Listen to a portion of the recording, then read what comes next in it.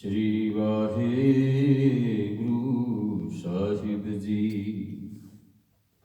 सज्जन सच्चा पातशाह सिर शाह दे शाहू, जिस पास बैठिया सोहिया सबना दा विसार।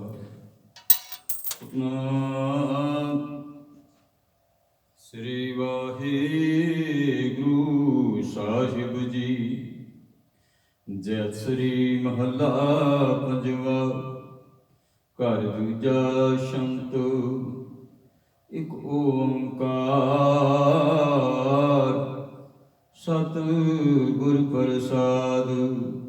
सलोक ऊंचा अगम अपार प्रभु, कथन न जाए अकथ। नानक प्रभु शरणागति, राखन को समरथ। ऊंचा अगम अपार प्रभु, कथन न जाय कथ। नानक प्रभु शरणागति, राखन को समरथ। शांत जो जन हो त्यों राखू, हर प्रभ तेरिया। केते गणों असंख, अवगण मेरिया। असंख अवगण खते फेरे, नित प्रत सदपूलिय। मोह मगन बिकरार माया, तो प्रसादी घोलिय।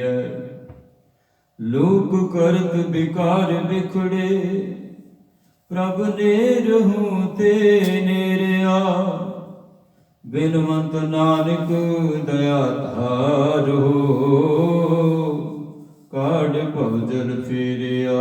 सलोक निरत न पवै असंख गुण, ऊंचा प्रभ का नाम। नानक की बेनंतिया,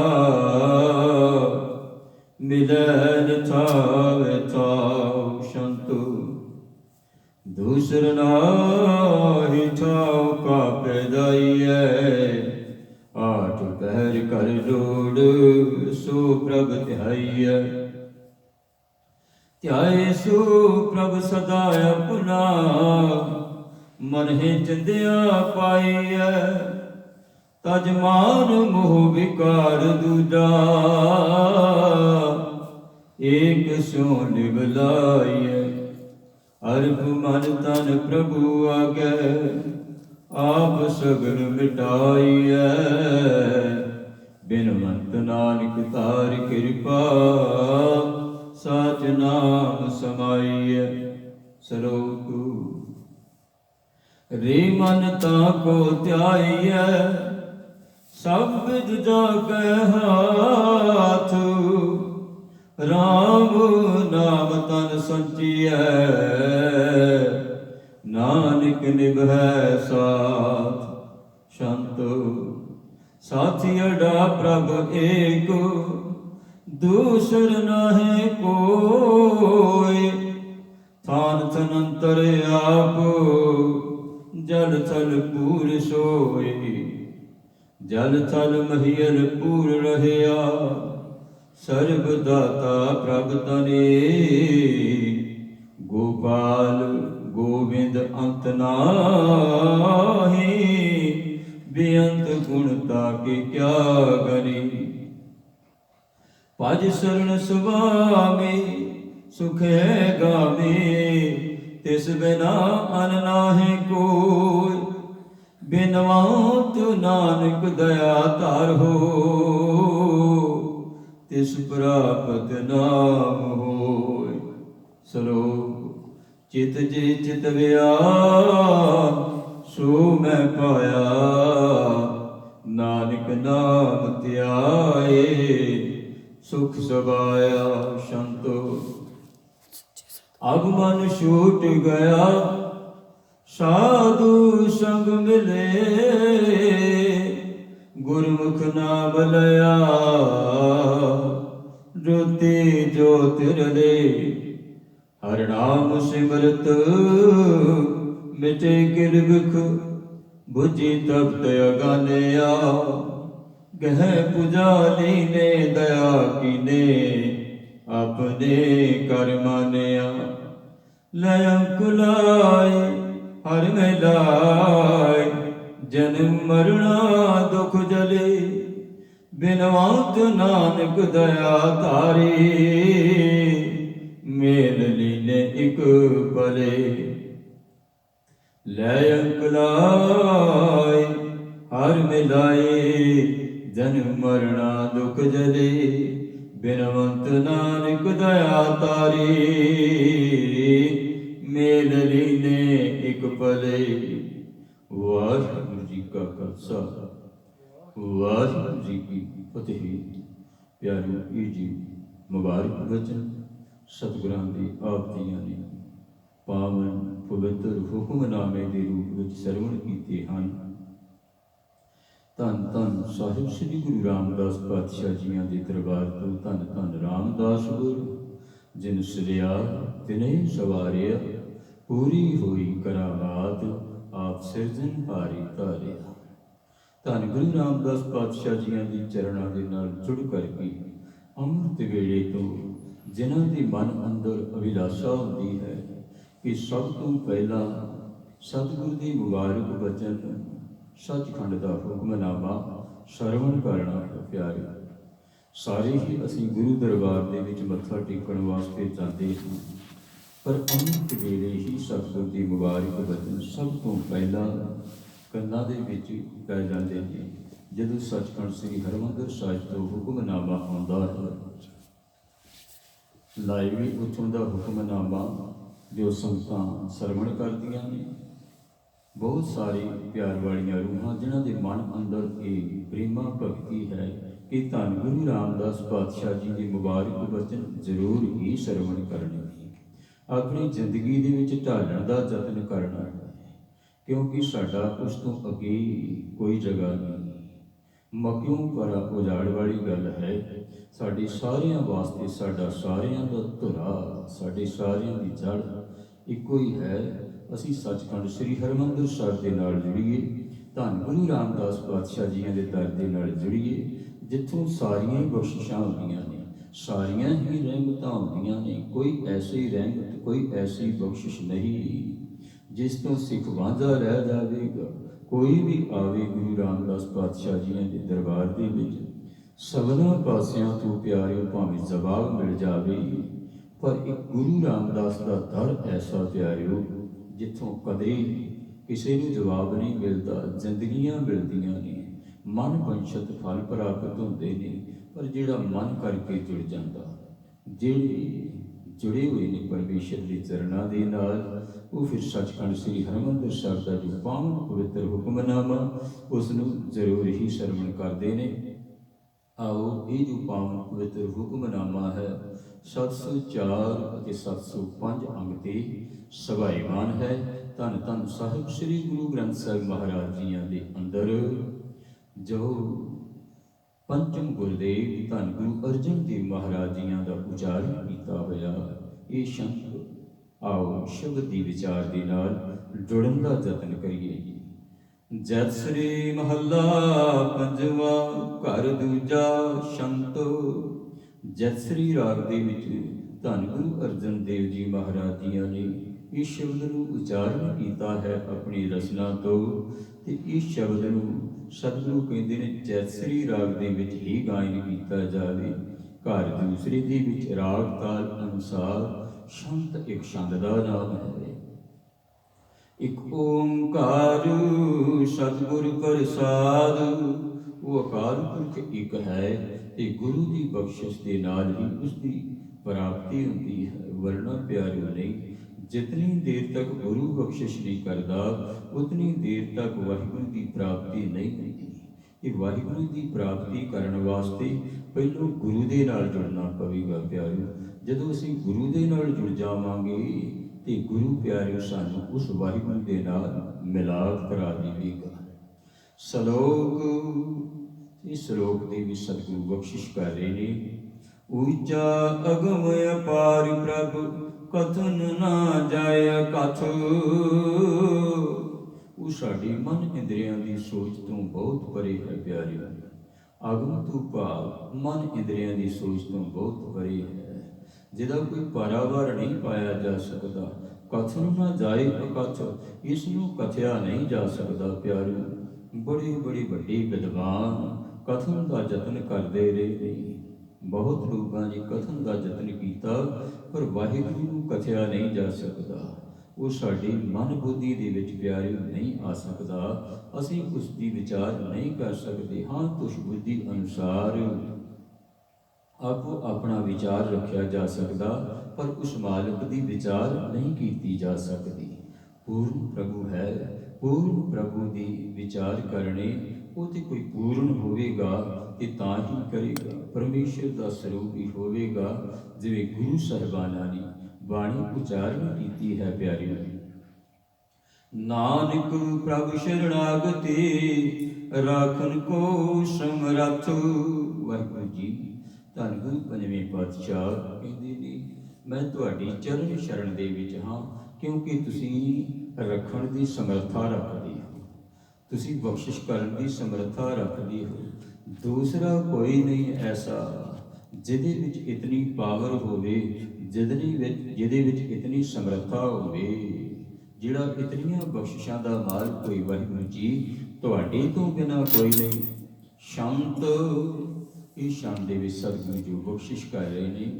ज्यों जानो त्यों राख हर प्रभ तेरे आ। वाहिगुरू जी पंचम गुरुदेव कहते ने, ज्यों जानो त्यों राख।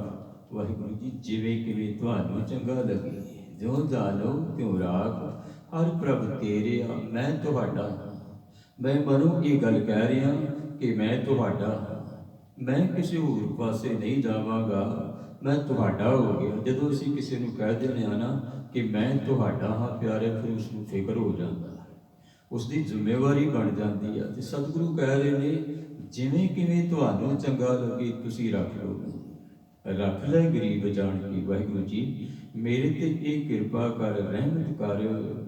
केते गनो असंख अवगुण मेरे आ। कहते मेरे अवगुणों की गिनती की नहीं जा सकती। ये लखां करोड़ फिर अगे असंख, कहते असंखां ही अवगुण ने मेरे विच प्यारो। साडा हर कतरा कतरा अवगुणों के नाल भरिया होया। ये शरीर कूड़ कुसत भरिया, गल ताईं पाप कमाए। पैर के अंगूठे तो लैके प्यारो गल तक पापां दे नाल लबा लब भरिया होया है, बहुत पापां दे नाल भरिया होया। कहते इन्हां दी गिनती किवें कीती जावे, अवगुणां दी गिनती कीती नहीं जा सकती। मेरे विच अवगुण ही इन्ने ने, हम अवगुण भरे एक गुण नाही। अमृत छाड़ बिखै बिख खाई, माया मोह भरम कै भूले। सुत दाया सौ प्रीत लगाई, एक उत्तम पंथ सुनियो गुर संगत। तिहि मलंत जम त्रास मिटाई, एक अरदास पाठ कीरत की गुर रामदास। राखो शरणाई। धन गुरु रामदास पातशाह भट्ट जी कह रहे ने, मैनू अपनी चरण शरण बख्शिश करो। जिहड़ी बाणी का ही स्वरूप होए सन, वो भी गुरु रामदास पातशाह जी तो आसरा मंग रहे हैं। असंख अवगुण खते फेरे, नित प्रत सद भूलिए। कहते असंख्या ही अवगुण होने करके, कहते तां ही मैं धोखा खाना, खते कहते भुलेखे खा जाता, नित प्रत सद भूलीए। हर वेले कहते मैं भुला करी जाता, हर वेले मैं गलतियां करी जाना। असंख अवगुण मेरे विच ने, हर वेले मैं भुल के नित प्रत सद भूलीए। निता प्रति कहते मैं भुला ही भुला करदा हाँ। मोह मगन बिकुराल माया, तो प्रसादी घोलीए। असल दे विच कारण की बनिया, कहते जिहड़ी ये माया ये बड़ी वड्डी विकराल है। माया का रूप बहुत वड्डा है। मोह मगन विकराल माया, तो प्रसादी घोली है। कहते वो माया दे विच मैं फसिया हो, ਮਾਇਆ ਦੇ ਵਿੱਚ ਫਸਿਆ ਹੋਣ ਕਰਕੇ ਨਿਕਲ ਨਹੀਂ ਸਕਦਾ। ਜਿਤਨੀ ਦੇਰ ਤੱਕ ਤੁਹਾਡੀ ਕਿਰਪਾ ਨਾ ਹੋਵੇ ਇਸ ਭਿਆਨਕ ਮਾਇਆ ਤੋਂ, ਇਹ ਵਿਕਰਾਲ ਮਾਇਆ ਤੋਂ ਮੈਂ ਬਚ ਨਹੀਂ ਸਕਦਾ। ਲੋਕ ਕਰਤ ਵਿਕਾਰ ਵਿਖੜੇ, ਪ੍ਰਭ ਨੇਰ ਹੋ ਤੇ ਨੇਰਿਆ। ਮਨੁੱਖ ਕਹਿੰਦੀ ਪਾਪ ਕਰਦਾ ਹੈ ਲੋਕ ਕਰਕੇ, ਦੇਖ ਵਾਰ ਅਨਕ ਪੜਦੇ ਨੇ, ਪਰ ਧਾਰਾ ਸੰਫਾਕੈ। ਚਿੱਤਰ ਗੁਪਤ ਜਬ ਲੇਖਾ ਮੰਗੈ, ਤਬ ਕੌਣ ਪੜਦਾ ਤੇਰਾ ਢਾਕੈ। ਲੋਕ ਕਰਤ ਵਿਕਾਰ ਵਿਖੜੇ। ਪ੍ਰਭ ਪਿਆਰੀ, ਜਿਤਨੇ ਵੀ ਅਸੀਂ ਵਿਕਾਰ ਕਰਦੇ ਹਾਂ, ਅਸੀਂ ਕਈ ਤਰ੍ਹਾਂ ਦੇ ਪਰਦੇ ਕਰਦੇ ਹਾਂ, ਕਈ ਤਰ੍ਹਾਂ ਦੇ ਪਰਦੇ ਕਰਦੇ ਹਾਂ। ਧਾਰਮਿਕ ਪਰਦੇ ਵੀ ਕਰਦੇ ਹਾਂ। ਲੋਕ ਕਰਤ ਵਿਕਾਰ ਵਿਖੜੇ, ਇਹ ਪਰਦੇ ਹੀ ਕਰਦੇ ਹਾਂ ਅਸੀਂ ਦੂਸਰਿਆਂ ਨੂੰ ਧੋਖਾ ਦੇਣ ਵਾਸਤੇ। ਤੇ ਪਿਆਰੇ, ਉਹ ਮਾਲਕ ਸਮਝਦਾ, ਉਹ ਅੰਦਰ ਦੀ ਸਾਡੀ ਗੱਲ ਨੂੰ ਜਾਣਦਾ। ਲੋਕ ਕਰਤ ਵਿਕਾਰ ਵਿਖੜੇ, ਪ੍ਰਭ ਨੇਰ ਨੂੰ ਤੇ ਨੇਰਿਆ। ਉਹ ਵਾਹਿਗੁਰੂ ਬਿਲਕੁਲ ਤੇਰੇ ਨੇੜੇ ਹੈ, ਉਹ ਦੂਰ ਨਹੀਂ ਆ। ਉਹਨੂੰ ਤੂੰ ਦੂਰ ਸਮਝੀ ਬੈਠਾ ਹਾਂ, ਉਹ ਦੂਰ ਨਹੀਂ ਹੈ। ਬਿਨਵੰਤ ਨਾਨਕ ਦਇਆ ਧਾਰੂ, ਕਾਢ ਭਵਜਲ ਫੇਰਿਆ। ਵਾਹਿਗੁਰੂ ਜੀ ਮੇਰੀ ਤੇ ਇਹ ਬਖਸ਼ਿਸ਼ ਕਰੋ। ਬਿਨਵੰਤ ਨਾਨਕ, ਨਾਨਕ ਦਾਸ ਕੀ ਗੱਲ ਕਹਿ ਰਹੇ ਨੇ, ਮੇਰੇ ਤੇ ਦਇਆ ਕਰੋ। ਸਤਿਗੁਰ ਦਇਆ ਕਰੇ ਸੁਖ ਦਾਤਾ, ਹਮ ਲਾਵੇ ਆਪਨ ਪਾਲੀ। ਕਾਢ ਭਵਜਲ ਫੇਰਿਆ। ਇਹ ਜਿਹੜਾ ਸੰਸਾਰ ਦਾ ਆਵਾਗਮਨ ਬਣਿਆ ਹੋਇਆ, ਸੰਸਾਰ ਦਾ ਚੱਕਰ ਬਣਿਆ, 84 ਦਾ ਚੱਕਰ ਬਣਿਆ ਹੋਇਆ, ਇਸ ਤੋਂ ਮੈਨੂੰ ਕੱਢ ਲਓ। ਇਸ ਤੋਂ ਪਿਆਰੋ ਕਿਵੇਂ ਬਚਾਂਗੇ? ਜੇ ਵਾਹਿਗੁਰੂ ਦੀ ਚਰਨ ਸ਼ਰਨ ਦੇ ਵਿੱਚ ਆਵਾਂਗੇ। ਪਿਆਰੇ, ਧੰਨ ਗੁਰੂ ਅਮਰਦਾਸ ਪਾਤਸ਼ਾਹ ਜੀਆਂ ਦੇ ਸਿੱਖ ਹੋਏ ਨੇ ਭਾਈ ਸਾਵਣ ਮੱਲ ਜੀ। ਭਾਈ ਸਾਵਣ ਮੱਲ ਜੀ ਬਹੁਤ ਸਤਿਗੁਰਾਂ ਦੇ ਨਾਲ ਜੁੜੇ ਹੋਏ ਸੀ। ਕਿ ਭਾਈ ਸਾਵਣ ਮੱਲ ਨੂੰ ਸਤਿਗੁਰਾਂ ਨੇ ਆਖਿਆ ਕਿ ਜਿਹੜਾ ਪਹਾੜ ਦਾ ਏਰੀਆ ਹੈ, ਉੱਥੇ ਲੋਕਾਂ ਨੂੰ ਜਾ ਕੇ ਪ੍ਰਚਾਰ ਕਰੋ। ਭੋਲੇ ਭਾਲੇ ਲੋਕ ਨੇ, ਉਹਨਾਂ ਨੂੰ ਕੋਈ ਪ੍ਰਚਾਰ ਕਰਨ ਵਾਲਾ ਉਧਰ ਨਹੀਂ। ਸਤਿਗੁਰਾਂ ਨੇ ਆਖਿਆ ਸਾਵਣ ਮੱਲ ਨੂੰ ਤੁਸੀਂ ਜਾਣਾ। ਫਿਰ ਨਾਲ ਸਤਿਗੁਰਾਂ ਨੇ ਇੱਕ ਬਖਸ਼ਿਸ਼ ਹੋਰ ਕੀਤੀ, ਆਪਣਾ ਰੁਮਾਲ ਦਿੱਤਾ। ਆਪਣਾ ਰੁਮਾਲ ਦਿੱਤਾ। ਕਹਿੰਦੀ ਭਾਈ ਸਾਵਣ ਮੱਲ, ਜਦੋਂ ਤੈਨੂੰ ਕੋਈ ਦੁੱਖਾਂ ਦਾ ਆਵੇ ਚੱਕਰ, ਕੋਈ ਐਸਾ ਦੁੱਖ ਆਵੇ ਕਿ ਆਹ ਰੁਮਾਲ ਤੇਰੀ ਮਦਦ ਕਰੇਗਾ, ਇਹ ਦੁਖੀਆਂ ਦੇ ਦਰਦ ਖਤਮ ਕਰੇਗਾ। ਭਾਈ ਸਾਵਣ ਮੱਲ ਜੀ ਪਿਆਰਿਓ ਪਹਾੜ ਦੇ ਏਰੀਏ ਦੇ ਵਿੱਚ ਗਏ ਹੋਏ ਨੇ। ਹਰੀਪੁਰ ਦਾ ਰਾਜਾ ਉੱਥੇ, ਹਰੀਪੁਰ ਦਾ ਰਾਜਾ ਜਿੱਥੇ ਇਹ ਪ੍ਰਚਾਰ ਕਰ ਰਹੇ ਨੇ, ਪ੍ਰਚਾਰ ਕਰਦਿਆਂ ਇੱਕ ਦਿਨ ਐਸਾ ਆਇਆ, ਹੁਣ ਰਾਜੇ ਕਹਿੰਦੇ ਇਕਾਦਸ਼ੀ ਦਾ ਵਰਤ ਰੱਖਦੇ ਨੇ ਕਿ ਅੱਗ ਨਹੀਂ ਬਾਲਣੀ, ਪਰ ਭਾਈ ਸਾਹਿਬ ਨੇ ਉਸ ਦਿਨ ਅੱਗ ਬਾਲੀ। ਭਾਈ ਸਾਹਿਬ ਨੇ ਅੱਗ ਬਾਲੀ। ਕਹਿੰਦੇ ਸਿਪਾਹੀਆਂ ਨੇ ਜਾ ਕਰਕੇ ਆਖਿਆ ਕਿ ਭਾਈ ਸਾਵਣ ਮੱਲ ਨੇ ਵੇਖੋ, ਕਹਿੰਦੇ ਅੱਜ ਤੇ ਵਰਤ ਹੈ, ਫੇਰ ਵੀ ਅੱਗ ਬਾਲੀ, ਫੇਰ ਵੀ ਅੱਗ ਬਾਲੀ। ਰਾਜਾ ਬੜਾ ਕ੍ਰੋਧਿਤ ਹੋਇਆ। ਰਾਜਾ ਬੜਾ ਕ੍ਰੋਧਿਤ ਹੋਇਆ। ਪਿਆਰੇ, ਭਾਈ ਸਾਵਣ ਮੱਲ ਜੀ ਉਹਨਾਂ ਨੂੰ ਪੁੱਛਿਆ ਕਿ ਤੁਸੀਂ ਇਹ ਕਿਉਂ ਕਰ ਰਹੇ ਹੋ? ਕਹਿੰਦੇ ਮੇਰੇ ਸਤਿਗੁਰੂ ਦਾ ਹੁਕਮ ਹੈ, ਮੇਰੇ ਗੁਰੂ ਨਾਨਕ ਦਾ ਹੁਕਮ ਹੈ ਕਿ ਇਹ ਵਰਤ ਇਤ ਆਦ ਕੋਈ ਨਹੀਂ ਰੱਖਣੀ, ਕੋਈ ਨਹੀਂ ਰੱਖਣੇ। ਪਿਆਰੇ, ਭਾਵੇਂ ਲੋਕ ਉੱਥੇ ਕਈ ਐਸੇ ਨਿੰਦਕ ਸਨ, ਦੋਖੀ ਸਨ, ਭਾਈ ਸਾਵਣ ਮੱਲ ਦੇ ਨਾਲ ਈਰਖਾ ਕਰਦੇ ਸਨ। ਭਾਈ ਸਾਵਣ ਮੱਲ ਦੇ ਨਾਲ ਈਰਖਾ ਕਰਦੇ ਸਨ। ਐਸਾ ਹੋਇਆ, ਹਰੀਪੁਰ ਦਾ ਜਿਹੜਾ ਰਾਜਾ ਸੀ, ਉਸ ਦਾ ਪੁੱਤਰ ਐਸਾ ਬਿਮਾਰ ਹੋਇਆ, ਇਤਨਾ ਬਿਮਾਰ ਹੋ ਗਿਆ, ਬੜਾ ਇਲਾਜ ਕਰਵਾਇਆ, ਕਿਧਰੇ ਉਹ ਠੀਕ ਨਾ ਹੋਇਆ, ਕਿਧਰੇ ਉਹ ਠੀਕ ਨਾ ਹੋਇਆ। ਪਿਆਰੇ, ਉਹ ਬੱਚਾ ਖਤਮ ਹੋ ਗਿਆ। ਉਹ ਬੱਚਾ ਜਿਸ ਵੇਲੇ ਖਤਮ ਹੋ ਗਿਆ ਤੇ ਹੁਣ ਸੰਗਤਾਂ ਜਿਹੜੀਆਂ ਭਾਈ ਸਾਵਣ ਮੱਲ ਦੇ ਨਾਲ ਜੁੜੀਆਂ ਹੋਈਆਂ ਸਨ, ਉਹਨਾਂ ਨੇ ਰਾਜੇ ਨੂੰ ਇਹ ਗੱਲ ਆਖੀ ਹਰੀਪੁਰ ਦੇ ਨੂੰ ਕਿ ਤੁਸੀਂ ਭਾਈ ਸਾਵਣ ਮੱਲ ਦਾ ਦਿਲ ਦੁਖਾਇਆ। ਕਹਿੰਦੀ ਉਹਨਾਂ ਦੀ ਚਰਨ ਸ਼ਰਨ ਦੇ ਵਿੱਚ ਜਾਓ, ਉਹਨਾਂ ਦੇ ਕੋਲ ਜਾ ਕੇ ਅਰਦਾਸ ਬੇਨਤੀ ਕਰੋ, ਤਾਂ ਕਰਕੇ ਤੁਹਾਡਾ ਪੁੱਤਰ ਇਹ ਠੀਕ ਹੋ ਜਾਵੇਗਾ। ਭਾਵੇਂ ਮ੍ਰਿਤੂ ਹੋ ਗਈ ਹੈ ਇਸ ਦੀ, ਪਰ ਇਹ ਫਿਰ ਵੀ ਕਹਿੰਦੇ ਜੀਵਤ ਹੋ ਜਾਵੇਗਾ। ਜਿਸ ਵੇਲੇ ਹੁਣ ਰਾਜੇ ਨੇ, ਪਿਆਰੇ ਰਾਣੀ ਨੇ ਫਰਿਆਦ ਕੀਤੀ ਭਾਈ ਸਾਵਣ ਮੱਲ ਜੀਆਂ ਦੇ ਕੋਲ ਕਿ ਸਾਡਾ ਪੁੱਤਰ ਮ੍ਰਿਤੂ ਮਰ ਗਿਆ।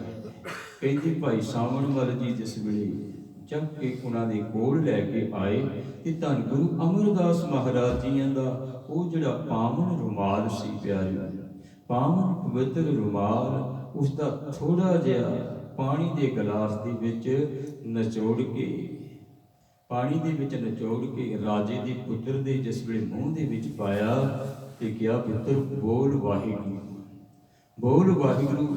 ਧੰਨ ਗੁਰੂ ਅਮਰਦਾਸ ਮਹਾਰਾਜ ਕਿਰਪਾ ਕਰਨਗੇ। ਧੰਨ ਗੁਰੂ ਅਮਰਦਾਸ ਪਾਤਸ਼ਾਹ ਜੀਆਂ ਨੇ ਪਿਆਰਿਓ ਕਿਰਪਾ ਕੀਤੀ। ਉਹ ਬੱਚਾ ਉੱਠ ਕੇ ਬੈਠ ਗਿਆ, ਬੱਚਾ ਉੱਠ ਕੇ ਬੈਠ ਗਿਆ।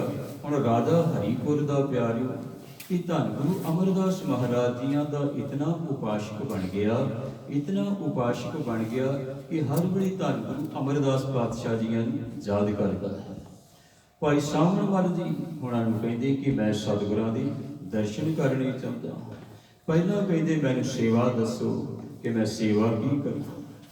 ਕਿ ਭਾਈ ਸਾਹਮਣਵਾਲ ਜੀ ਆਖਣ ਲੱਗੇ, ਇਸ ਵਕਤ ਉਸਾਰੀ ਹੋ ਰਹੀ ਹੈ ਬਿਲਡਿੰਗਾਂ ਦੀ, ਕਹਿੰਦੇ ਲੱਕੜਾਂ ਦੀ ਲੋੜ ਹੈ। ਭਾਈ ਸਾਹਮਣਵਾਲ ਹੁਣ ਜੀਆਂ ਦੇ ਕਹਿਣ ਤੇ ਰਾਜੇ ਨੇ ਲੱਕੜਾਂ ਭੇਜੀਆਂ ਗੋਇੰਦਵਾਲ, ਲੱਕੜਾਂ ਦੀ ਸੇਵਾ ਕੀਤੀ। ਫਿਰ ਮਨ ਦੇ ਵਿੱਚ ਰਾਜੇ ਦੇ ਆਇਆ ਕਿ ਮੈਂ ਸਤਿਗੁਰਾਂ ਦੇ ਦਰਸ਼ਨ ਕਰਨੇ, ਜਿਹੜੇ ਇਤਨੀਆਂ ਬਖਸ਼ਿਸ਼ਾਂ ਦੇ ਮਾਲਕ ਹਨ, ਇਤਨੀਆਂ ਰਹਿਮਤਾਂ ਦੇ ਮਾਲਕ ਹਨ, ਮੈਂ ਉਹਨਾਂ ਦੇ ਦਰਸ਼ਨ ਦੀਦਾਰ ਕਰਨੇ ਚਾਹੁੰਦਾ ਹਾਂ। ਭਾਈ ਸਾਹਮਣਵਾਲ ਜੀ ਉਹਨਾਂ ਨੂੰ ਬੇਨਤੀ ਕੀਤੀ ਕਿ ਮੈਂ ਸਤਿਗੁਰਾਂ ਦੇ ਦਰਸ਼ਨ ਕਰਨੇ ਚਾਹੁੰਦਾ ਹਾਂ। ਕਹਿੰਦੇ ਠੀਕ ਹੈ, ਜੇ ਤੁਸੀਂ ਦਰਸ਼ਨ ਕਰਨੇ ਹਨ ਤੇ ਚਲੋ। ਹੁਣ ਸਾਰੀਆਂ ਰਾਣੀਆਂ ਨਾਲ ਲੈ ਲਈਆਂ, ਰਾਣੀਆਂ ਨਾਲ ਲੈ ਲਈਆਂ, ਵਜ਼ੀਰ ਅਮੀਰ ਪਿਆਰਿਓ ਸਾਰੇ ਨਾਲ ਲਏ ਹੋਏ, ਸਾਰੇ ਵਜ਼ੀਰ ਅਮੀਰ ਨਾਲ ਲਏ ਹੋਏ ਤੇ ਗੋਇੰਦਵਾਲ ਦੀ ਧਰਤੀ ਤੇ ਪਹੁੰਚੇ। ਤੇ ਮੇਰੇ ਸਤਿਗੁਰਾਂ ਦਾ ਹੁਕਮ ਸੀ ਕਿ ਪਹਿਲਾਂ ਸਾਰਿਆਂ ਨੇ ਪੰਗਤ ਦੇ ਵਿੱਚ ਬੈਠ ਕਰਕੇ ਪ੍ਰਸ਼ਾਦਾ ਛਕਣਾ ਤੇ ਉਸ ਤੋਂ ਬਾਅਦ ਦਰਸ਼ਨ ਦੀਦਾਰ, ਉਸ ਤੋਂ ਬਾਅਦ ਦਰਸ਼ਨ ਦੀਦਾਰੀ ਕਰਨੀ। ਸੰਗਤਾਂ ਕਾਫੀ ਸਨ, ਪਹਾੜੀ ਏਰੀਏ ਤੋਂ ਆਈਆਂ ਹੋਈਆਂ। ਭਾਈ ਸਾਹਮਣਵਾਲ ਜੀਆਂ ਦੇ ਨਾਲ ਪਿਆਰਿਓ ਸਾਰੀਆਂ ਸੰਗਤਾਂ ਨੇ ਜਿਸ ਵੇਲੇ ਲੰਗਰ ਪ੍ਰਸ਼ਾਦਾ ਛਕਿਆ, ਰਾਜੇ ਨੇ ਦਰਸ਼ਨ ਕੀਤੇ ਧੰਨ ਗੁਰੂ ਅਮਰਦਾਸ ਮਹਾਰਾਜ ਜੀਆਂ ਦੇ। ਤੇ ਜਿਹੜੀਆਂ ਰਾਣੀਆਂ ਸਨ ਉਹਨਾਂ ਦੇ ਮਨ ਦੇ ਵਿੱਚ ਇਹ ਖਿਆਲ ਕਿ ਅਸੀਂ ਵੀ ਧੰਨ ਗੁਰੂ ਅਮਰਦਾਸ ਪਾਤਸ਼ਾਹ ਜੀਆਂ ਦੇ ਦਰਸ਼ਨ ਦੀਦਾਰੀ ਕਰਨੇ ਹਨ, ਅਸੀਂ ਵੀ ਦਰਸ਼ਨ ਦੀਦਾਰੀ ਕਰਨੇ ਹਨ। ਤੇ ਧੰਨ ਗੁਰੂ ਅਮਰਦਾਸ ਮਹਾਰਾਜ ਜੀਆਂ ਨੇ ਇਹ ਗੱਲ ਆਖੀ, ਜੇ ਦਰਸ਼ਨ ਦੀਦਾਰ ਕਰਨੇ ਹਨ ਗੁਰੂ ਦੇ ਤੇ ਸਾਦੇ ਕੱਪੜੇ ਪਾ ਕੇ, ਆਹ ਜਿਹੜੇ ਹਾਰ ਸ਼ਿੰਗਾਰ ਕੀਤੇ ਹੋਏ ਨੇ, ਆਹ ਜਿਹੜੇ ਰਾਣੀਆਂ ਵਾਲੇ ਗਹਿਣੇ ਪਾਏ ਹੋਏ ਨੇ, ਇਹ ਸਾਰੇ ਉਤਾਰ ਕੇ ਸਫਿਆਨੇ ਕੱਪੜੇ ਪਾ ਕੇ ਇਹ ਗੁਰੂ ਦੇ ਦਰਸ਼ਨ ਕੀਤੇ ਜਾ ਸਕਦੇ ਨੇ। ਹੁਣ ਰਾਜਾ ਹਰੀਪੁਰ ਵਾਲਾ ਬੜਾ ਖੁਸ਼ ਹੋਇਆ ਕਿ ਰਾਣੀਆਂ ਵੀ ਦਰਸ਼ਨ ਕਰ ਸਕਦੀਆਂ ਨੇ। ਰਣਵਾਸ ਦੇ ਵਿੱਚ ਜਾ ਕਰਕੇ ਉਹਨਾਂ ਸਾਰੀਆਂ ਰਾਣੀਆਂ ਨੇ ਕੱਪੜੇ ਚੇਂਜ ਕੀਤੇ, ਵਜ਼ੀਰਾਂ ਅਮੀਰਾਂ ਸਾਰਿਆਂ ਨੇ ਕੱਪੜੇ ਚੇਂਜ ਕੀਤੇ, ਸਫਿਆਨੇ ਕੱਪੜੇ ਪਾ ਕੇ ਤੇ ਧੰਨ ਗੁਰੂ ਅਮਰਦਾਸ ਜੀ ਮਹਾਰਾਜ ਪਿਆਰੇ ਕਿੱਲੀ ਨੂੰ ਫੜ ਕੇ ਖੜ ਜਾਇਆ ਕਰਦੇ ਸਨ ਤੇ ਸੰਗਤਾਂ ਦਰਸ਼ਨ ਦੀਦਾਰ ਕਰਦੇ ਜਾ ਰਹੀਆਂ ਸਨ। ਰਾਜੇ ਨੇ ਦਰਸ਼ਨ ਕੀਤੇ, ਰਾਣੀਆਂ ਨੇ ਦੂਸਰੀਆਂ ਨੇ ਦਰਸ਼ਨ ਕੀਤੇ, ਸਾਰੀਆਂ ਰਾਣੀਆਂ ਦਰਸ਼ਨ ਕਰ ਰਹੀਆਂ, ਸੰਗਤਾਂ ਦਰਸ਼ਨ ਕਰ ਰਹੀਆਂ, ਵਜ਼ੀਰ ਅਮੀਰ ਜਿਤਨੇ ਆਏ ਨੇ ਦਰਸ਼ਨ ਕਰ ਰਹੇ ਨੇ। ਪਿਆਰੇ ਦਰਸ਼ਨ ਕਰਦਿਆਂ ਇੱਕ ਰਾਣੀ ਜਿਹੜੀ ਕਿ ਨਵ ਵਿਆਹੀ ਆਈ ਸੀ, ਉਸ ਨੇ ਕੀ ਕੀਤਾ, ਜਦੋਂ ਧੰਨ ਗੁਰੂ ਅਮਰਦਾਸ ਮਹਾਰਾਜ ਜੀਆਂ ਨੂੰ ਵੇਖਣਾ ਸੀ, ਸਾਹਮਣੇ ਝਰੋਖੇ ਦੇ ਵਿੱਚ ਬੈਠਿਆ ਹੋਇਆ ਵੇਖਣਾ ਸੀ, ਦਰਸ਼ਨ ਦੀਦਾਰੀ ਕਰਨੇ ਸੀ, ਉਸਨੇ ਆਪਣੇ ਮੂੰਹ ਤੇ ਕੱਪੜਾ ਲੈ ਲਿਆ। ਤੇ ਸਤਿਗੁਰਾਂ ਨੇ ਇਹ ਪਹਿਲੋਂ ਆਖਿਆ ਸੀ ਕਿ ਘੁੰਡ ਕਿਸੇ ਨੇ ਨਹੀਂ ਕੱਢਣਾ, ਨੰਗੇ ਮੁਖ ਆਉਣਾ ਸਾਰਿਆਂ ਨੇ, ਕਿਸੇ ਨੇ ਮੂੰਹ ਤੇ ਕੱਪੜਾ ਨਹੀਂ ਲੈਣਾ। ਤੇ ਧੰਨ ਗੁਰੂ ਅਮਰਦਾਸ ਜੀ ਮਹਾਰਾਜ ਕਹਿੰਦੇ ਆਹ ਕੰਬਲੀ ਕਾਹਦੇ ਵਾਸਤੇ ਆਈ, ਆਹ ਕੰਬਲੀ ਕਹਿੰਦੇ ਕਾਹਦੇ ਵਾਸਤੇ ਆਈ ਸੀ। ਜੇ ਇਸ ਨੇ ਗੁਰੂ ਦੇ ਦਰਸ਼ਨ ਨਹੀਂ ਸੀ ਕਰਨੇ, ਗੁਰੂ ਨਾਨਕ ਦੇ ਚਰਨਾਂ ਦੇ ਨਾਲ ਨਹੀਂ ਸੀ ਜੁੜਨਾ, ਤੇ ਆਈ ਕਿਉਂ? ਕਹਿੰਦੇ ਉਸੇ ਵੇਲੇ ਪੁਰਾਣੀ ਕੰਬਲੀ ਹੋ ਗਈ ਪਿਆਰੇ, ਉਹ ਕੰਬਲੀ ਹੋ ਗਈ ਤੇ ਜੰਗਲ ਨੂੰ ਭੱਜ ਗਈ। ਹੁਣ ਰਾਜਾ ਉੱਥੇ ਕਾਫੀ ਸਮਾਂ ਸਤਿਗੁਰਾਂ ਦੇ ਕੋਲ ਰਿਹਾ, ਪਰ ਮਨ ਦੇ ਵਿੱਚ ਹੁਣ ਸੋਚਦਾ ਕਿ ਸਤਿਗੁਰੂ ਇਤਨੀਆਂ ਅਜ਼ਮਤਾਂ ਦੇ ਮਾਲਕ ਹਨ। ਜਿਤਨਾ ਸਮਾਂ ਰਾਜਾ ਰਿਹਾ, ਸਾਰੀਆਂ ਸੰਗਤਾਂ ਰਹੀਆਂ, ਔਰ ਰਾਜਾ ਫਿਰ ਡਰ ਦੇ ਅਧੀਨ ਸੀ ਕਿ ਸਤਿਗੁਰੂ ਬੜੀਆਂ ਬਖਸ਼ਿਸ਼ਾਂ ਦੇ ਮਾਲਕ ਹਨ।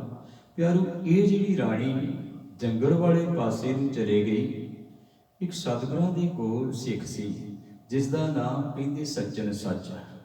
ਉਹ ਹਰ ਵੇਲੇ ਸੱਚ ਬੋਲਦਾ ਸੀ ਤੇ ਉਹਦਾ ਨਾਮ ਸੀ ਸੱਚਨ ਸੱਚ।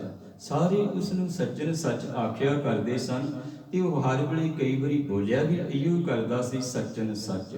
ਉਹਦਾ ਨਾਮ ਵੀ ਸੱਚਨ ਸੱਚ ਇਸੇ ਕਰਕੇ ਪਿਆ ਸੀ ਕਿ ਉਹ ਹਰ ਵੇਲੇ ਬੋਲਦਾ ਸੀ ਸੱਚਨ ਸੱਚ, ਕਿ ਸੱਚ ਹੀ ਬੋਲਣਾ ਚਾਹੀਦਾ ਹੈ, ਸੱਚ ਹੀ ਪਰਮੇਸ਼ਰ ਤੱਕ ਪਹੁੰਚਾ ਸਕਦਾ ਹੈ।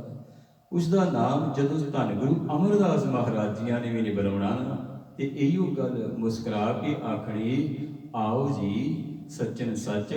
ਮੇਰੇ ਸਤਿਗੁਰੂ ਉਹਦੀ ਸੇਵਾ ਤੇ ਬੜੀ ਖੁਸ਼ ਸਨ। ਸੇਵਾ ਉਹ ਕੀ ਕਰਿਆ ਕਰਦਾ ਸੀ, ਉਹਨੇ ਜੰਗਲ ਦੇ ਵਿੱਚ ਜਾ ਕਰਕੇ ਲੱਕੜਾਂ ਲੈ ਕੇ ਆਉਣੀਆਂ, ਲੱਕੜਾਂ ਲੈ ਕੇ ਆਉਣੀਆਂ ਤੇ ਹਰ ਵੇਲੇ ਸਤਿਗੁਰੂ ਅਮਰਦਾਸ ਪਾਤਸ਼ਾਹ ਜੀਆਂ ਦਾ ਨਾਮ ਆਪਣੀ ਰਸਨਾ ਤੇ ਉਚਾਰਨ ਕਰਦੇ ਰਹਿਣਾ। ਬੜੇ ਪਿਆਰ ਵਸ ਹੋ ਕੇ, ਬੜੇ ਭੋਲੇ ਭਾਵ ਦੇ ਵਿੱਚ ਸੀ, ਕੋਈ ਵਲ ਫਰੇਬ ਉਸਦੇ ਮਨ ਅੰਦਰ ਨਹੀਂ ਸੀ। ਇੱਕ ਦਿਨ ਪਿਆਰਿਓ ਐਸਾ ਹੋਇਆ, ਸਮਾਂ ਬੀਤਦਾ ਗਿਆ, ਜਿਹੜੀ ਹਰੀਪੁਰ ਰਾਜੇ ਦੀ ਰਾਣੀ ਸੀ, ਇਹ ਜੰਗਲ ਦੇ ਵਿੱਚ ਭਟਕਦੀ ਫਿਰਦੀ, ਵਾਲ ਇਸਦੇ ਖਿਲਰੇ ਹੋਏ, ਤਨ ਤੇ ਕੱਪੜਾ ਕੋਈ ਨਹੀਂ, ਕੱਪੜੇ ਪਾਟੇ ਸਾਰੇ।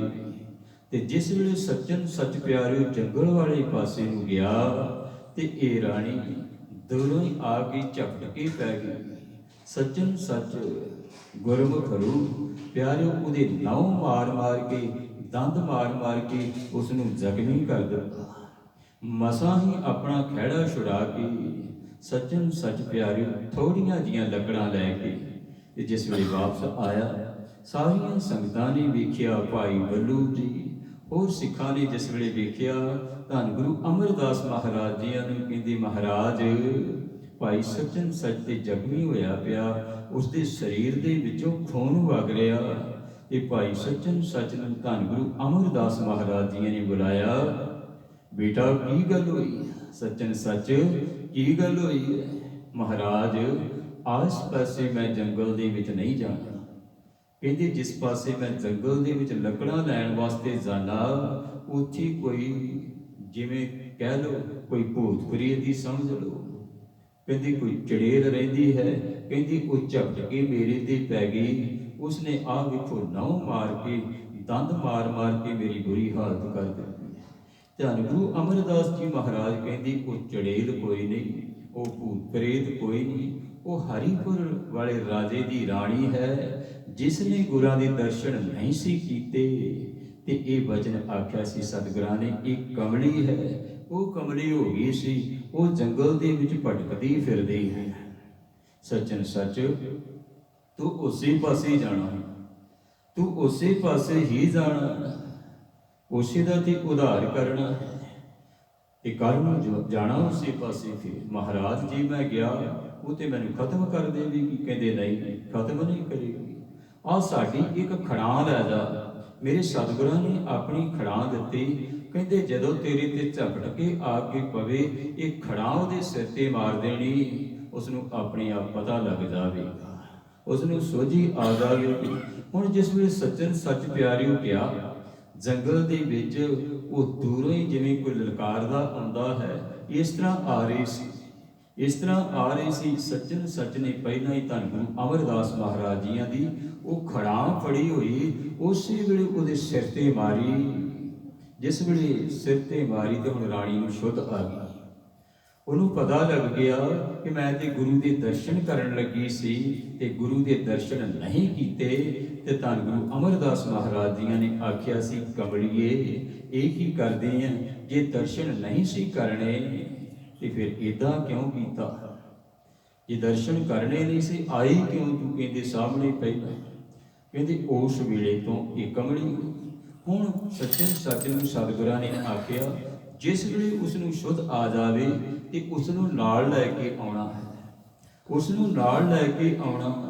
ਸੱਚਨ ਸੱਚ ਜਿਸ ਵੇਲੇ ਪਿਆਰਿਓ ਉਸ ਰਾਣੀ ਨੇ ਆਖਿਆ, ਪਹਿਲੋਂ ਐ ਗੁਰੂ ਕੇ ਸਿੱਖ, ਮੈਨੂੰ ਤਨ ਤੇ ਔੜਨ ਵਾਸਤੇ ਕੋਈ ਕੱਪੜਾ ਦੇ, ਮੈਨੂੰ ਤੇ ਆਪਣੇ ਸਰੀਰ ਦੀ ਵੀ ਸ਼ੁੱਧ ਕੋਈ ਨਹੀਂ ਸੀ। ਸੱਚਨ ਸੱਚ ਦੇ ਕੋਲ ਜਿਹੜੀ ਚਾਦਰ ਸੀ ਉਸਨੇ ਦਿੱਤੀ, ਕਹਿੰਦੇ ਆਹ ਲੈ ਆਪਣੇ ਤਨ ਤੇ ਔੜ ਲੈ ਤੇ ਗੁਰੂ ਅਮਰਦਾਸ ਮਹਾਰਾਜ ਜੀਆਂ ਦੇ ਦਰਸ਼ਨ ਕਰਨ ਵਾਸਤੇ ਚੱਲ। ਰਾਣੀ ਕਹਿੰਦੀ ਮੈਂ ਤਾਂ ਪਹਿਲਾਂ ਹੀ ਸਤਿਗੁਰਾਂ ਦੀ ਦਰਸ਼ਨ ਕਰਨ ਵਾਸਤੇ ਚਾਹੁੰਦੀ ਹਾਂ, ਮੈਂ ਦਰਸ਼ਨ ਕਰਨੇ ਚਾਹੁੰਦੀ ਹਾਂ, ਮੇਰੀ ਭੁੱਲ ਮੈਂ ਆਪਣੀ ਬਖਸ਼ਾਉਣੀ ਚਾਹੁੰਦੀ ਹਾਂ। ਜਿਸ ਵੇਲੇ ਰਾਣੀ ਨਾਲ ਆਈ ਸੱਚਨ ਸੱਚ ਦੀ, ਤੇ ਧੰਨ ਗੁਰੂ ਅਮਰਦਾਸ ਮਹਾਰਾਜ ਜੀਆਂ ਨੇ ਆਖਿਆ ਸੱਚਨ ਸੱਚ ਇਹ ਸੰਜੋਗਾਂ ਦੀ ਖੇਡ ਹੈ, ਇਹ ਸੰਜੋਗਾਂ ਦੀ ਖੇਡ ਹੈ। ਅੱਜ ਤੋਂ ਬਾਅਦ ਇਹ ਰਾਣੀ ਤੇਰੀ ਧਰਮ ਸੁਪਤਨੀ ਹੋਵੇਗੀ, ਤੁਸਾਂ ਦੋਨਾਂ ਨੇ ਕਹਿੰਦੇ ਜੀਵਨ ਬਤੀਤ ਕਰਨਾ। ਤੇ ਕਹਿੰਦੀ ਆ ਲੋ ਖੜਾ ਇੱਕ ਹੋਰ ਪਿਆਰੂ, ਇੱਕ ਮਾਨਸਾ ਦੇ ਲਾਗੇ ਸਹਿਜਪੁਰ ਪਿੰਡ ਹੈ, ਇੱਕ ਖੜਾ ਧੰਨ ਗੁਰੂ ਅਮਰਦਾਸ ਮਹਾਰਾਜ ਜੀਆਂ ਦੀ ਉੱਥੇ ਹੈ। ਇਹਨਾਂ ਦੋਵਾਂ ਜੀਆਂ ਨੂੰ ਦਿੱਤੀ, ਰਾਣੀ ਨੂੰ ਤੇ ਸੱਜਣ ਸੱਚ ਨੂੰ। ਕਹਿੰਦੇ ਇਹ ਖੜਾ ਮਾਨਸਾ ਦੇ ਲਾਗੇ ਪਿਆਰੇ ਮਾਲਵੇ ਚ ਇਲਾਕਾ ਪੈਂਦਾ ਹੈ, ਸਹਿਜਪੁਰ ਪਿੰਡ ਹੈ, ਉੱਥੇ ਇੱਕ ਖੜਾ ਤੇ ਧੰਨ ਗੁਰੂ ਅਮਰਦਾਸ ਮਹਾਰਾਜ ਜੀਆਂ ਨੇ ਵਰ ਦਿੱਤਾ ਕਿ ਜਿਹੜਾ ਇਸ ਖੜਾਮ ਦੇ ਦਰਸ਼ਨ ਕਰੇਗਾ ਉਹ ਜੀ ਪਾਗਲ ਵੀ ਹੋਵੇਗਾ ਤੇ ਠੀਕ ਹੋ ਜਾਵੇਗਾ। ਇੱਕ ਫਿਰੋਜ਼ਪੁਰ ਦੇ ਇਲਾਕੇ ਦੇ ਵਿੱਚ ਹੈ, ਇੱਕ ਫਿਰੋਜ਼ਪੁਰ ਦੇ ਇਲਾਕੇ ਵਿੱਚ ਖੜਾ ਹੈ, ਤੇ ਸੰਗਤਾਂ ਅੱਜ ਵੀ ਪਿਆਰੇ ਉੱਥੇ ਜਾਂਦੀਆਂ ਨੇ, ਨਮਸਤਕ ਹੁੰਦੀਆਂ ਨੇ, ਧੰਨ ਗੁਰੂ ਅਮਰਦਾਸ ਮਹਾਰਾਜ ਜੀਆਂ ਦੇ ਚਰਨਾਂ ਦੇ ਨਾਲ ਜੁੜ ਕਰਕੇ ਪਿਆਰੇ ਜਿਹੜੇ ਪਾਗਲ ਨੇ ਉਹ ਵੀ ਠੀਕ ਹੋ ਜਾਂਦੇ ਨੇ। ਜਿਵੇਂ ਹਰੀਪੁਰ ਦੇ ਰਾਜੇ ਦੀ ਰਾਣੀ ਠੀਕ ਹੋਈ, ਇਸੇ ਤਰ੍ਹਾਂ ਹੁਣ ਸਤਿਗੁਰੂ ਕਹਿ ਰਹੇ ਨੇ ਤੇਰੇ ਗੁਣਾਂ ਦਾ ਕੋਈ ਅੰਤ ਪਾਰਾਵਾਰ ਵਾਹਿਗੁਰੂ ਜੀ ਨਹੀਂ ਪਾਇਆ ਜਾ ਸਕਦਾ। ਨਿਰਤ ਨ ਪਵੈ ਅਸੰਖ ਗੁਣ ਉੱਚਾ ਪ੍ਰਭ ਕਾ ਨਾਉ, ਨਿਰਣਾ ਨਹੀਂ ਕੀਤਾ ਜਾ ਸਕਦਾ ਤੇਰੇ ਗੁਣਾਂ ਦਾ, ਤੇਰੇ ਗੁਣ ਅਸੰਖ ਨੇ, ਤੇਰਾ ਨਾਮ ਕਿੰਨਾ ਕੁ ਉੱਚਾ ਹੈ, ਅਸੀਂ ਨਿਰਣਾ ਕਰ ਹੀ ਨਹੀਂ ਸਕਦੇ। ਨਾਨਕ ਕੀ ਬੇਨੰਤੀ ਆ ਮਿਲੇ ਨਥਾਵੇ ਚਾਉ, ਨਾਨਕ ਦਾਸ ਦੀ ਬੇਨਤੀ ਹੈ ਵਾਹਿਗੁਰੂ ਜੀ ਕਿਰਪਾ ਕਰੋ, ਜੇ ਕਿਧਰੇ ਇਹ ਨਿਮਾਣਿਆਂ ਦੇ ਮਾਣ ਸਤਿਗੁਰੂ, ਨਿਤਾਣਿਆਂ ਦੇ ਤਾਣ ਸਤਿਗੁਰੂ, ਮੈਨੂੰ ਕਿਧਰੇ ਥਾਂ ਦੇ ਦਿਓ। ਜਿਹੜਾ ਸਤਿਗੁਰੂ ਦੇ ਚਰਨਾਂ ਦੇ ਨਾਲ ਜੁੜ ਜਾਂਦਾ, ਨਿਮਾਣੇ ਨੂੰ ਮਾਣ ਮਿਲ ਜਾਂਦਾ, ਨਿਤਾਣੇ ਨੂੰ ਤਾਣ ਮਿਲ ਜਾਂਦਾ, ਨਿਓਟੇ ਨੂੰ ਓਟ ਮਿਲ ਜਾਂਦੀ, ਨੇ ਆਸਰੇ ਨੂੰ ਆਸਰਾ ਮਿਲ ਜਾਂਦਾ। ਸੰਤ ਦੂਸਰ ਨਾਹੀ ਠਾਉ ਕਾਪੇ ਜਾਈਐ, ਕਹਿੰਦੀ ਹੋਰ ਤੇ ਕੋਈ ਜਗ੍ਹਾ ਹੀ ਨਹੀਂ, ਹੋਰ ਕੋਈ ਜਗ੍ਹਾ ਨਹੀਂ ਜਿੱਥੇ ਮੈਂ ਜਾਵਾਂ, ਕੋਈ ਐਸੀ ਜਗ੍ਹਾ ਨਹੀਂ ਜਿੱਥੇ ਦੁੱਖਾਂ ਦੀ ਨਿਵਰਤੀ ਹੋ ਸਕਦੀ, ਕੇਵਲ ਤੇ ਕੇਵਲ ਇੱਕ ਗੁਰੂ ਦਾ ਦਰ ਹੈ। ਪਿਆਰੇ ਧੰਨ ਧੰਨ ਸਾਹਿਬ ਸ੍ਰੀ ਗੁਰੂ ਗ੍ਰੰਥ ਸਾਹਿਬ ਮਹਾਰਾਜ ਜੀ ਸਾਰੀਆਂ ਬਖਸ਼ਿਸ਼ਾਂ ਕਰ ਸਕਦੇ ਨੇ।